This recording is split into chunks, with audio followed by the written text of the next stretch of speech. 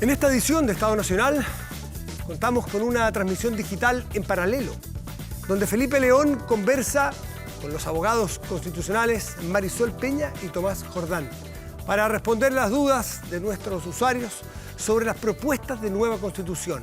Puede ingresar a 24 horas en YouTube o en Facebook y ser parte de la conversación, hacer preguntas y discutir. Así que ya sabe, está invitado.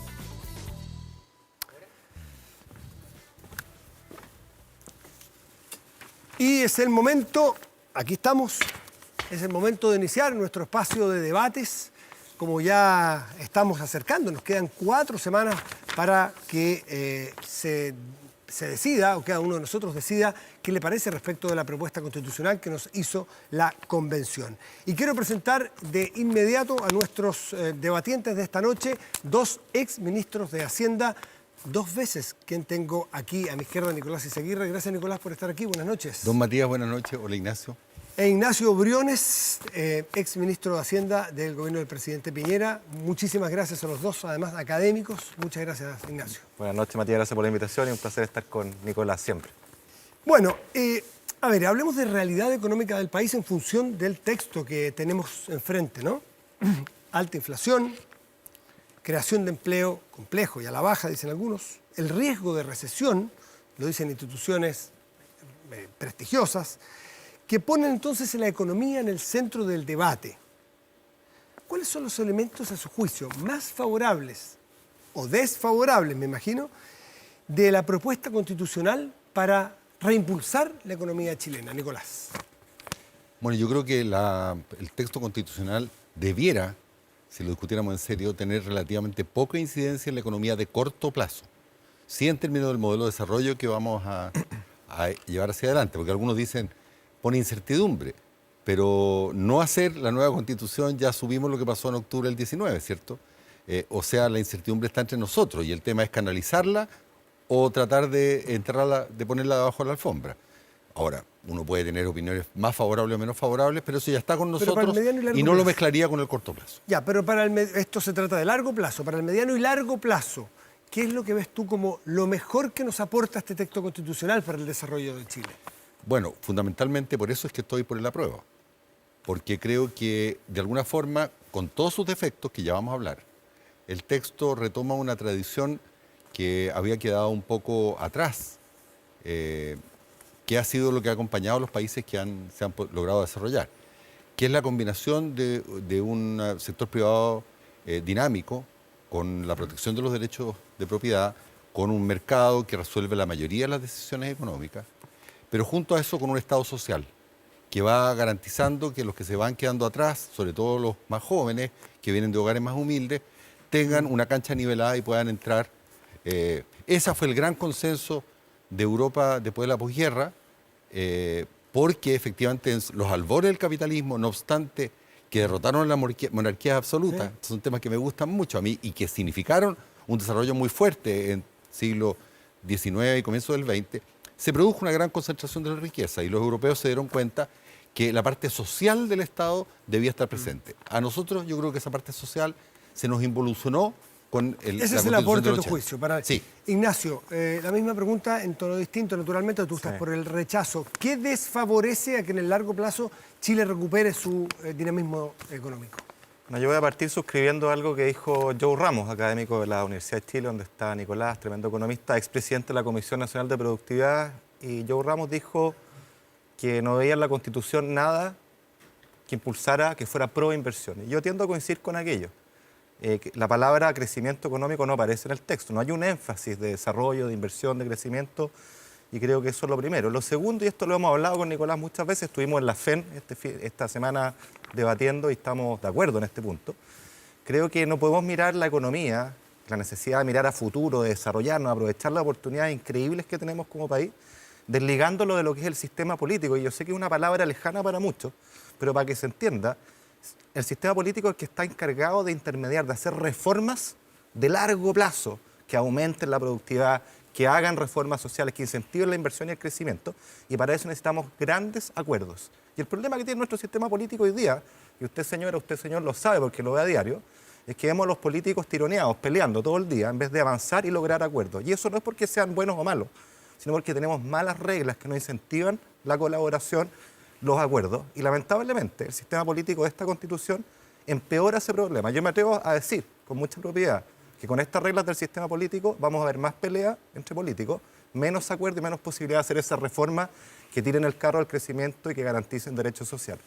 La inversión, Ignacio, lo ponen iniciando su argumentación. ¿Esta es una constitución pro inversión, Nicolás? Sabemos que también viene muy a la baja y viene muy complicado y que es motor fundamental de una economía. Es que son niveles de abstracción distintas. Básicamente una constitución fija las reglas del juego. Y esas reglas del juego pueden, ¿cierto?, ser disfuncionales a la inversión o pueden ser pro inversión. Yo no veo nada en el texto constitucional que imponga un punto de vista anti-inversión. Y respecto del segundo tema que plantea Ignacio, en general hemos estado de acuerdo. Yo creo que, pero todavía queda paño por cortar, por eso yo estoy por aprobar y mejorar. Creo que no se llegó suficientemente a fondo dentro de la disfuncionalidad de nuestro sistema político.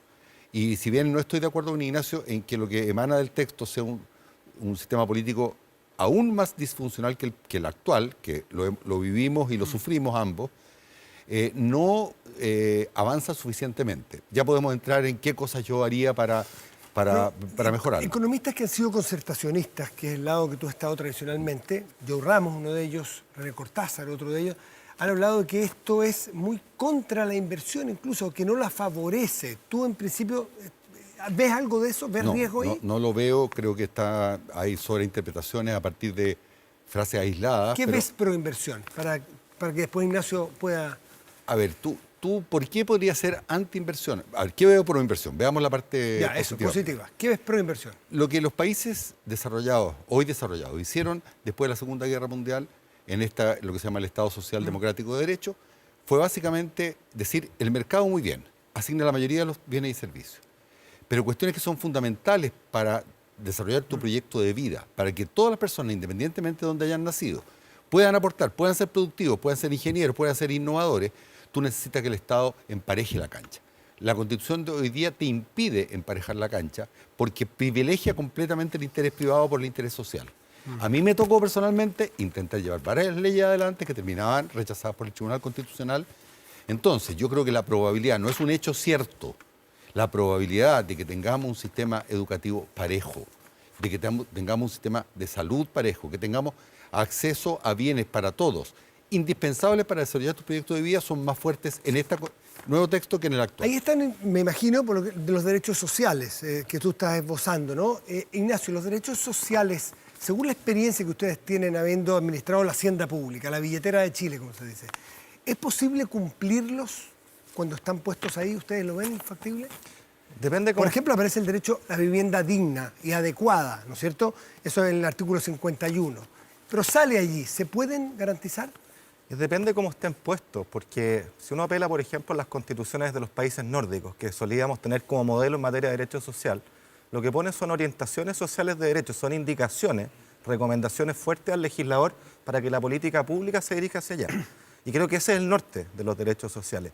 Pensar que van a ocurrir por arte de magia la noche a la mañana, creo que es un imposible y es engañar a las personas por esta sencilla razón que estos derechos sociales requieren muchos recursos.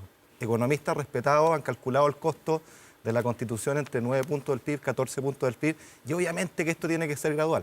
Y yo concuerdo con Nicolás que todo lo que sea avanzar en derechos sociales, en emparejar la cancha, al final es virtuoso para el crecimiento. Pero la Constitución, nuevamente, no es proinversión, no tiene un sesgo favorable a que haya emprendimiento, a que haya inversión, a que haya crecimiento. Claro, pero los énfasis importan. O sea, cuando tú no ves la palabra crecimiento en el texto, y al revés, ves un montón de cosas que la desincentiva. Por ejemplo, la propuesta constitucional en materia de regulación laboral, ¿no es cierto?, y de sindicalización, se pasa 20 pueblos, y eso es algo que es por todos conocido. ¿Por qué? Porque hoy día la huelga está asociada a la negociación colectiva. Mañana es completamente libre de regular, son los trabajadores los que deciden el ámbito, sea a nivel de la empresa, sea a nivel ramal, a nivel de la industria. con el consiguiente efecto en las pymes, ¿no es cierto? Pueden decir por qué temas se van a huelga. Entonces eso va a generar conflictividad. Segundo, en materia... Déjame ver, ¿está de acuerdo, Nicolás, en eso? Que en el tema empleo, la Constitución que se propone, ¿se pasa a cuántos pueblos, dijo? 20, puede ser 10. 20, dice. Varios. ¿Usted está de acuerdo en eso? Es que Ignacio dijo varias cosas, entonces déjame... No lo voy a contradecir, simplemente voy a dar mi opinión sobre lo que dijo. Sería interesante contradecirlo para que la gente saque Es cierto, conclusiones. pero de que nuestro texto propuesto es pletórico, por así decir, en derechos, es cierto, más que las constituciones escandinavas. Eso es una cosa muy tradicional, hispánica, latinoamericana. Tiene esa forma, pero hay muchas formas de entrarle a un problema sin que sean necesariamente distintas. Y nosotros tendemos a ser bastante explícitos, a hacer un listado de lavandería, por así decirlo. Pero ¿eso es un problema? No. Porque a la vez dice que el Estado, las finanzas públicas tienen que ser sostenibles y tiene que haber responsabilidad fiscal. Con lo cual tú vas a poder, y en eso estoy de acuerdo con Ignacio, satisfacer los derechos sociales en la medida en que tengas crecimiento y tengas ingresos. ¿Está primero la disciplina fiscal? ¿Tú crees el padre de la disciplina fiscal en nuestro país? Por supuesto que ¿está antes la disciplina fiscal que los derechos sociales? O sea, si no hay plata en ese momento, ¿cómo se van a hacer cumplir esos derechos? Si no hay plata no se puede. ¿Cómo lo hacen en España, por ejemplo? En España, que la constitución postfranquista era un poquitito dadivosa, tuvieron que meter elementos en la Constitución para decir que los derechos sociales se pueden satisfacer en la medida de los recursos disponibles, y es más. ¿Tú serías partidario de poner ese énfasis? Lo dice. Derechos sociales en la medida pero es más. Las leyes, por ejemplo, cuando tú establezcas el derecho a la salud o el derecho a la educación, van a tener que ser específicas respecto de qué contiene el derecho a la salud. No puede ser, ¿cierto?, a irte a hacer, no sé, una cirugía de no sé qué cosa al hospital, ¿cómo se llama este tan famoso en Estados Unidos? Ya no me acuerdo. Ya me voy a acordar. Ya la arteriosclerosis se me pilló. O sea, no cualquier derecho, sino eso no tenemos dinero en el bolsillo para eso. Entonces, eso está relativamente bien acotado. Ahora, Ignacio planteó otro punto, pero darle la palabra a él. No, me interesa el empleo, porque es un tema muy sensible para las personas. ¿Tú crees que es Bueno, ni tanto ni tampoco, porque a mí, junto con el ministro Valdés, nos tocó llevar las reformas laborales, y en Chile el Tribunal Constitucional negó la titularidad sindical. Y en todos los países desarrollados del mundo, los que llevan las negociaciones colectivas son los sindicatos, y no un grupo, ¿cierto?, ad hoc elegido por los empresarios. ¿En todas partes puede haber negociaciones ramales? No. Eso hay que calificarlo. Tiene que ser empresas relativamente homogéneas, porque de lo contrario se produce un promedio que no es bueno para nadie. Puede haber cosas más allá, en casos muy calificados. ¿Puede haber negociación colectiva en cuestiones estratégicas? No. Pero eso se va a bajar en la ley. Ignacio, ¿está de acuerdo con los énfasis, con los matices? No, yo creo que como está puesto, aumenta la conflictividad y la negociación ramal, para que se entienda súper claro, porque el concepto puede ser ajeno, implica que usted negocia por un sector. Entonces vamos al sector de los supermercados, de los almacenes, por decir algo. Típicamente los trabajadores que están en las grandes cadenas tienen mejores sueldos y van a fijar esa vara de forma ramal para el resto de los trabajadores. Entonces, ¿qué pasa con los comercios más pequeños, los almacenes más pequeños que tienen 10, 15 empleados, no miles de empleados? No están en condiciones de pagar. Eso lo va a regular la ley. ¿Te fijas? Pero la Constitución es el que te fija el marco y no pone ninguna, de hecho dice explícitamente que la ley no puede restringir ninguno de estos derechos. No, el derecho a huelga no lo puede restringir. Te pone una huelga fuera de la negociación colectiva por cualquiera. Entonces, yo creo que eso es conflicto. Pero siguiendo con la inversión, déjame decir dos cosas. Yo creo que una cosa es sentido común, y vuelvo a esta idea de que la economía no se puede desentender del paquete completo, del resto. Esto es un todo integrado. Yo creo que es muy de sentido común que para la inversión necesitamos una mirada de futuro, mirar 20, 30 años plazo. Y hablé del sistema político. Pero hay una condición previa aún más importante, que este sea un texto de unidad. Y esta es la falla principal de esta Constitución, porque a mí me podrán decir, Nicolás, como defensor de la prueba, todo lo que quiera del texto, pero creo que lo que no puede decir es que este es un texto de unidad. Y sin unidad es bien difícil que miremos a futuro, a un futuro junto, a un largo plazo, a caminar unidos. Y eso obviamente afecta a la inversión. Hay otras cosas que afectan a la inversión. Por de pronto, el tema de los derechos de agua, lo podemos discutir. Está el tema ahí. Eso le afecta enormemente a la agricultura. A los pequeños, los medianos, los grandes agricultores, es una palanca fundamental del desarrollo. Es celosa respecto de la minería. Chile es un país minero, necesitamos más y mejor minería, no menos, precisamente porque hoy día el mundo se enfrenta al gran desafío de la humanidad, que es el cambio climático, y esta es una oportunidad histórica para Chile. ¿Por qué? Porque hay una segunda revolución eléctrica en el mundo que requiere cobre para toda la electromovilidad. ¿Y qué afecta el desarrollo de nuestra minería, a tu juicio, para que Nicolás pueda...? Es celosa. Mira, yo seguí las discusiones, todo el proceso lo seguí semana a semana.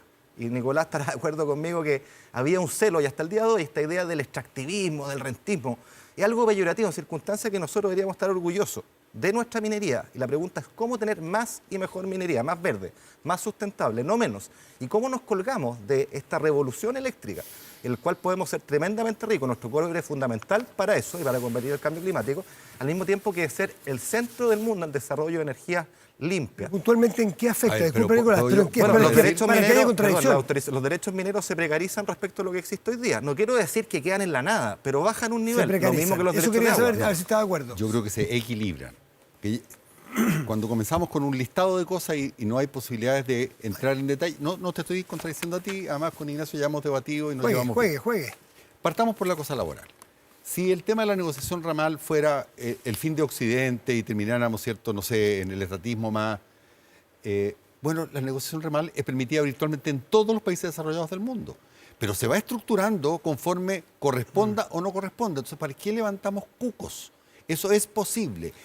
Es más, dije, cuando las empresas son muy heterogéneas, no es bueno que haya negociación ramal. Eso tiene que estar en la ley. No me corte ahora. Minería. Bueno, Minería. ¿por qué alguien no sube al internet y vea cuánto recauda de royalties Australia en la minería del petróleo y del hierro? Bueno, es varias veces como proporción de la producción más de lo que recauda Chile.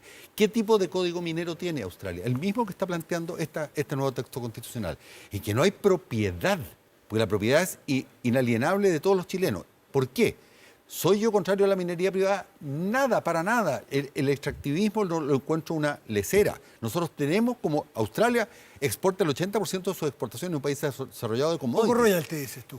No, lo que tú tienes que hacer es que el Estado se haga de las rentas de un recurso que le pertenecen a todos los chilenos. O sea, cobrar por el cobre que se baja, que se saca de abajo de la tierra, no se lo puedes entregar al concesionario. Y esa es la modificación. Tú le vas a cobrar un royalty. Australia, de hecho, durante el superciclo subió el royalty. ¿Qué ha pasado con la producción minera? Ha crecido. Ignacio. Entonces, ¿de dónde? Ignacio, Es que yo creo que la discusión del royalty es efectivamente lo que tiene que ser en la ley, como lo estamos debatiendo hoy día, y eso es posible de hacer hoy día. Pero creo que hay un celo respecto a la minería, y no, que en esto no quiero decir que se la liquide ni mucho en la Constitución, pero se baja un grado el nivel de protección en circunstancias que yo diría que tenemos que dar señales de mirar al futuro, de ser un país más minero, no menos minero, más verde, más sustentable. Ahí está el futuro de Chile. Y creo que esa es la apuesta que hay que hacer aquí. No Es está que la clara. única forma de favorecer el crecimiento, y ahí tengo un matiz, aunque no creo que Ignacio piense eso, no es dándole unas condiciones leoninas a favor de los empresarios. Hay que equilibrar entre empresarios y trabajadores, hay que equilibrar entre los legítimos intereses de la minería y los intereses del país. Y este texto equilibra más, y por eso te estoy diciendo, así es como lo hace Australia, un país minero por excelencia. Entonces, no digamos que porque tú regulas un poco a los empresarios que van a extraer el cobre o el litio que nos pertenece a todos, tú con eso vas a chantar la minería. Eso no tiene asidero. ¿Puedo agregar un punto corto ahí? Agréguelo. Es que muy corto, porque como hablábamos con Nicolás en la antesala, todo esto se cruza, ¿no? Veamos el tema de protección del medio ambiente, que yo no puedo estar más de acuerdo, pero de nuevo la forma como uno lo haga es importante. Acá se crea una defensoría de la naturaleza y se puede recurrir de tutela. Cualquier individuo, tú, yo, cualquiera, puede recurrir de tutela contra cualquier cosa que se piense vulnere, ni siquiera tiene que estar probado. Y en el caso de la minería, eso es requete importante, porque evidentemente tiene impacto, y uno quisiera que ese impacto sea al menos y que fuera bien regulado, que fuera bien ordenado. Pero del momento que tú bajas demasiado las barreras para que cualquiera pueda recurrir, bueno, esto obviamente que puede generar una judicialización larguísima que afecta esa inversión. A los dos les quiero preguntar por Es que el en mi derecho opinión, de- lo que se hace con la tutela, no, es que la tutela se equilibra. Porque hoy día lo que Ignacio teme ocurre pero para el otro lado. Los derechos privados son cartas de triunfo. Entonces, frente a cualquier política social que roce con el pétalo de una rosa algún cierto derecho privado, te lo obstaculizan. Y te puedo dar el listado de todas las cosas que votó el Tribunal Constitucional, que son políticas que en cualquier país desarrollado serían normales. Entonces tenemos que equilibrar. No puede haber una tutela frívola para que cualquiera alegue porque le van a destrozar el medio ambiente, pero tampoco puede haber una tutela frívola para que alguien, porque lo rocen con el pétalo de una rosa, tú no puedes hacer una autopista o no puedes hacer un proyecto de innovación. A propósito de autopistas, me acuerdo del tema de las expropiaciones eventuales, ¿no es cierto?, sobre la propiedad de una persona. Vamos a hablar sobre eso, pero quiero que los dos hablen conceptualmente sobre si esta Constitución que nos proponen resguarda adecuadamente el derecho a propiedad. Nicolás, ¿te parece a ti que sí? A ver, incluso el ministro Marcel dijo que habría que entrar un poco más en detalle a definir lo que es un precio justo. Supongo que está refiriendo... Que eso en cuanto a la expropiación eventual. A ver, esto de que no se pague al contado antes es francamente una lesera. Esto viene de los bonos Cora, lo conozco muy bien, da lo mismo por qué. Hoy día, Ignacio lo sabe muy bien, él mismo lo hice yo, tú emites papeles públicos todos los días y el mercado te los compra al contado. Por tanto, pagarte con dinero o pagarte con un papel público es lo mismo, porque tú agarras el papel público y lo vendes en el mercado. Eso es un absurdo. ¿Es lo mismo? Es una cosa sesentera. Quedémonos ahí. El miedo al pagar con bonos. Es lo mismo que te paguen el fruto de una expropiación Tiene más que allá decir del que precio. sí, porque si no, no te habrían comprado bonos a ti, pues, Ignacio. Es lo mismo Depende, que te paguen no, pues. al contado que con un bono del Estado. Es que depende, porque depende cuánto valga el bono. Si Chile tiene bonos que se venden a la par y bien, todo, Bueno, por todo ok, supuesto. pero nada garantiza aquello. O sea, al final nada más valioso y efectivo que el dinero constante y sonante. Eso es. Chuta. Ahora, No le respecto- digas eso al mercado financiero, Creo- porque no va a querer comprar bonos. Entonces. No, yo digo que hoy día los bonos chilenos se venden bien, pero mañana no sabemos. Entonces, acuérdate que en Argentina también se pagaba con bonos y hasta que valían nada. Entonces, ojo con eso. Pero yo creo que, a ver, ha habido todo un debate respecto al justo precio que se ha ido moviendo, ¿no es cierto? El propio ministro Marcel ha tenido que salir a hacer una propuesta, lo que refleja que el concepto es ambiguo. O sea, al final los juristas decían, no, que es súper claro que el precio de mercado, pero la verdad es que hace ruido. ¿Por qué no haberlo puesto como tal, o como está hoy día en la Constitución, que es resarcir el daño patrimonial efectivamente causado? Es decir, si ahí me quitan mi casa, bueno, páguenme lo que vale la casa, y no una cosa de precio justo que tengo que ir a litigar y que genere incertidumbre. ¿A tu juicio genera Ese- incertidumbre ese es al derecho de propiedad? Ese es un tema. Yo creo que obviamente le baja, lo precariza en un cierto grado, pero creo que hay otros elementos. Concuerdo con Nicolás que en el papel, en la mirada general, el derecho de propiedad está bien escrito, está bien resguardado, pero hay cosas que lo diezman, que lo bajan, que lo disminuyen.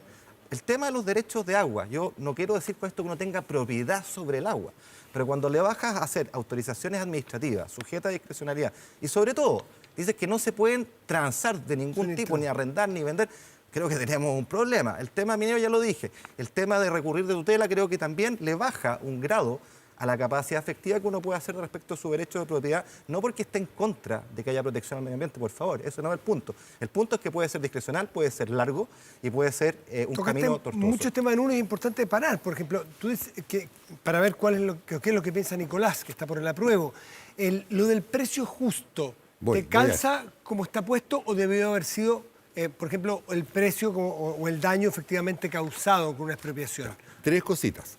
Lo primero, yo soy completamente partidario de seguir pagando las expropiaciones con cash, así, constante y sonante. ¿Y precio mercado? Lo único que digo es que hoy día, al menos hoy día, y creo que en el futuro previsible, en Chile actual, gracias a todo lo que hicimos durante muchos años, entre un bono y el cash no hay ninguna diferencia. Pero como te doy el beneficio de la duda, entonces estaría de acuerdo con que dijera que tiene que ser al contado con billetes. No tengo ningún problema. ¿Y decir precio justo versus...? Un momento, déjame, porque son tres temas los que tocó Ignacio. Vamos. Precio justo. Mira, y Ignacio tendrá que estar de acuerdo conmigo, más allá de que tengamos opciones distintas. Entre las leyes y la economía hay una diferencia bastante grande. Entonces, lograr a través de las leyes un concepto económico exacto es muy difícil. Porque yo te podría decir que el daño patrimonial efectivamente causado es lo más ambiguo en materia económica que existe. De hecho, ha habido quienes van a la Corte Suprema por resarcirse de un derecho emocional violentado por una expropiación. Y la Corte Suprema ha tenido que decir, no, tiene que ser derechos pecuniarios. Esa es una mala definición. El precio justo, bueno, está en la Constitución de Estados Unidos. ¿Te parece bien puesto también así? puede ser, yo diría algo así como el valor comercial, pero también cuando dicen, perdón aquí el tecnicismo... ¿Prefiere el valor tú- comercial que precio justo en la Constitución? por ejemplo, no tendría problema. Ya. Pero, ojo, precio de mercado que dicen todos como si lo hubieran descubierto la pólvora, el precio de mercado, la única cosa que tiene un precio de mercado exacto es un billete. ¿Cuánto vale tu casa? Depende de las ofertas. ¿Cuánto vale tu auto? Depende de las ofertas. Porque esté No alguien hay- dispuesto a pagar, supongo. por eso valor comercial quizás es más Ya. exacto ¿Te que precio parece de de mercado. acuerdo valor Para comercial? mí, no es- para mí, valor comercial es el precio de mercado. Eso es lo que uno quisiera. Y de hecho, mira... Pero tú sabes que esa no siempre confesión- hay un precio de mercado, Oye, esa Ignacio. confesión de parte, por algo el ministro Jackson, ¿no es cierto?, decía que no siempre el precio justo, el precio de mercado. Hemos hablado de GA, precio justo, o sea, distinto al de mercado, de arriendo, precio justo, es decir, por debajo del de mercado. Yo creo que las palabras tienen que ser inteligibles para los ciudadanos comunes y corrientes, no para los juristas, no para los constitucionalistas, no para nosotros los economistas. Creo que todas las personas entienden lo que es el valor de mercado de algo o el valor comercial, como dice Nicolás, pongámoslo así, mucho más simple. Nicolás, Yo no tengo problema con eso. Nicolás, y en cuanto al derecho de agua, que dos veces... Y puedo decir que Si lo que algunos entienden por precio justo es algo así como ético, ahí están equivocados completo, porque si una casa, por ejemplo, porque hay una burbuja inmobiliaria, vale mucho y te la expropian, te tienen que pagar el precio al que se está vendiendo, Obvio. sea por la razón que sea. Eso no le va a decir, miren, no es muy justo porque usted pagó menos por la casa. No, lo siento, pero esta casa es mía y eso es lo que vale. Dime. Mencionó las casas. Quiero volver atrás un poco en los derechos sociales y de la vivienda es uno de ellos, ¿cierto? Una vivienda digna y adecuada, se dice en el proyecto de Constitución.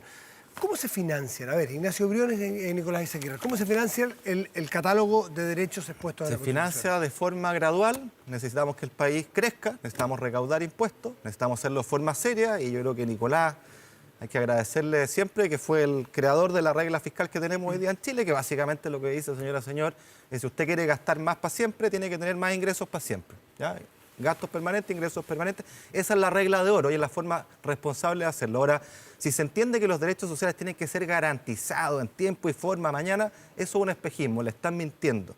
Porque la verdad es que estos son orientaciones, son cosas que uno quisiera y son siempre contingentes, Ignacio, pero a la plata que tenga el Estado. Y ojo, Matías, perdón. Nicolás entiende que está supeditado a la posibilidad de cumplir. supuesto. Obvio, pero ¿Tú siempre, lo lees así en la Constitución? Exactamente, es que Ya. siempre tiene que ser así porque la plata no cae del cielo. Y de hecho el Estado no fabrica billetes. Los billetes del Estado siempre vienen de usted, señora, señor, con su impuesto. Entonces, para gastar más necesitamos tener más ingresos. Y acá hay una serie de gastos, de cosas que quisiéramos avanzar, pero no somos Suecia. Nos encantaría ser Suecia, pero no somos Suecia, somos Chile. Pero estamos yendo mucho a la pauta de las cosas que han criticado.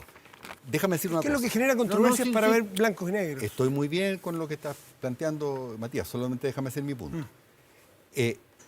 Mira, si alguien a usted, señora, señor, le quiere vender la idea de que aprobando el nuevo texto va a tener una estupenda salud, una estupenda educación de la noche a la mañana, le están mintiendo.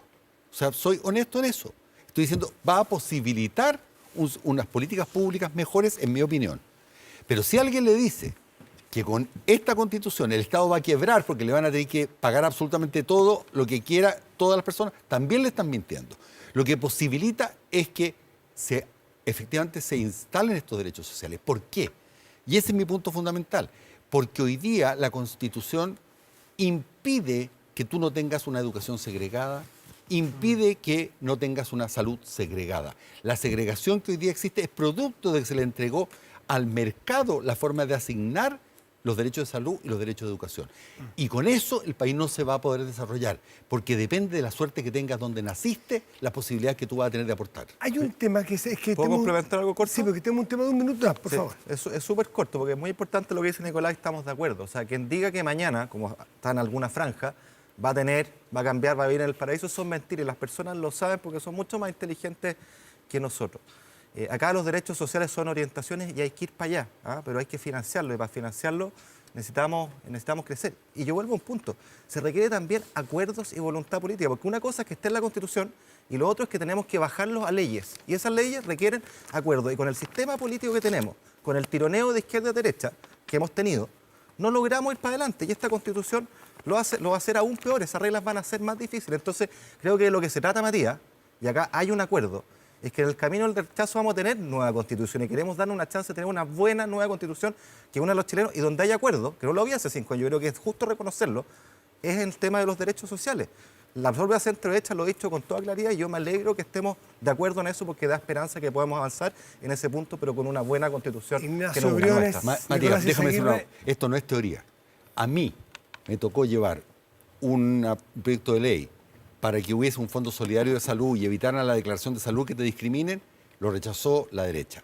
A mí me tocó llevar un proyecto de pensiones justamente para que hubiese solidaridad, lo rechazó la derecha y si no lo habría... A mí me tocó, junto con el ministro de la época, llevar la titularidad sindical, lo rechazó el Tribunal Constitucional. Hoy día la Constitución está hecha para que esos derechos sociales no se puedan implementar. Eso es lo que yo quiero cambiar. Ahora, si gana el rechazo e Ignacio lidera una coalición para que se pongan los derechos sociales en el nuevo texto, yo lo voy a apoyar. No, si eso ya va a estar y va a estar, pero... Sí, lo quiero ver. Mira, hoy día hay un derecho social a la Tenemos- educación. ¿Lo estamos ejerciendo? Tenemos un terremoto No, hoy educacional. día no hay post- derecho social a la ¿Cómo? Está en la educación. Constitución, No, puede que no te no. guste, pero requiere voluntad y requiere acuerdos para poder hacer la reforma. Ignacio, hoy día podemos Ignacio, hacer reformas. Y para mejorar la desgraciadamente educación. te voy a tener que interrumpir porque lo que hay es la libertad de elección de los padres, la educación primaria y Nicolás, secundaria no nos vayamos al obligatoria. tecnicismo. Lo que No digo, hay lo que- derecho a la educación. Nicolás, no la hay. mi punto es este, muy sencillo. Hoy día tenemos un drama en educación post-pandemia. ¿Qué es lo que está haciendo el Estado de Chile para que este sea el tema central, donde se juega la libertad, la dignidad y la oportunidad de millones? Poco y nada. Ahí debemos poner las fichas. ¿Las estamos poniendo? No, porque no tenemos capacidad para hacer acuerdos Ignacio políticos. Briones, Nicolás Izaguirre, ex ministros de Hacienda, los dos, apruebo, rechazo. Muchísimas Estamos de acuerdo gracias en todo caso en el por problema estar del esta sistema noche político, ¿eh? con nosotros.